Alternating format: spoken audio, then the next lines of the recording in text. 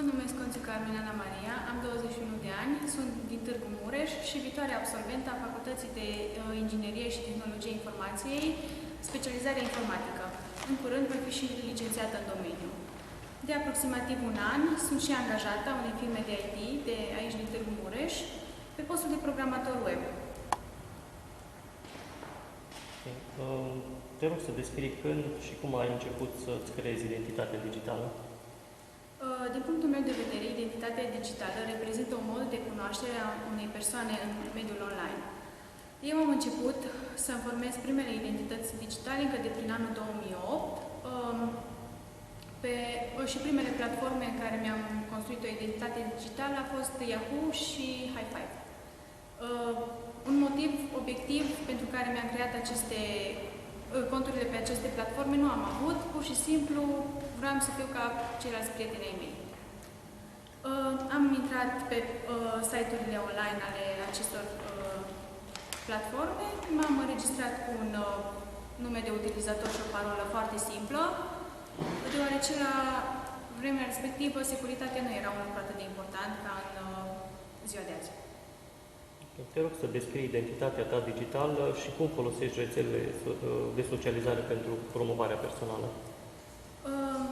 În momentul de față am creat o identitate digitală pe multe platforme din mediul online, cum ar fi Facebook, LinkedIn, Instagram, Skype. Unele dintre aceste platforme le folosesc și în scop profesional și de aceea am grijă la ce postez, atât mesaje cât și poze, pentru a da dovadă de profesionalism.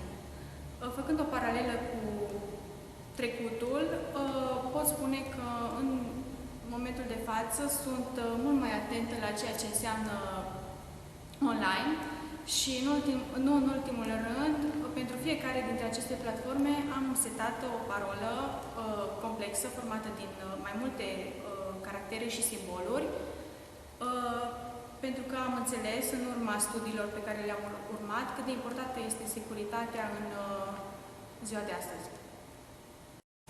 Te rog să-ți descrii strategia de menținere și monitorizare a identității și reputației tale digitale pe piață. Din punctul meu de vedere, nu cred că există pentru mine o strategie pentru a menține o identitate digitală, eu nefiind o persoană publică urmărită de foarte multe alte persoane. Ce fac, în schimb, îmi actualizez profilele în mod constant, cu informații actuale, poze actuale și încerc să fiu cât mai naturală.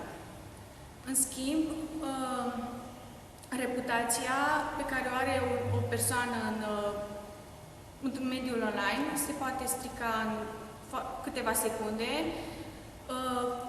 din simplu motiv pentru că nu avem grijă la postările pe care le facem. O poză pusă aiurea sau chiar un mesaj ne poate influența în mod negativ viitorul și, nu în ultimul rând, o carieră pe care o putem avea. Există vreo slăbiciune a utilizării de către tine a rețelelor sociale pe care dorești să o evidențiezi și dacă da, care? Nu am o slăbiciune în ceea ce privește identitatea digitală. Eu lucrând într-un domeniu în care securitatea este un lucru foarte important, încerc să actualizez în mod constant parolele, acestea să fie sigure și atunci consider că și eu sunt într-un oarecare mod sigură pe online. Există vreun aspect al utilizării de către tine a rețelelor sociale pe care dorești să-l îmbunătățești? În momentul de față, nu cred că e ceva ce aș putea să îmbunătățesc sau schimb, ținând cont de faptul că, cum am spus și la întrebările precedente, în mod constant îmi actualizez profilele cu informații actuale. Mulțumesc!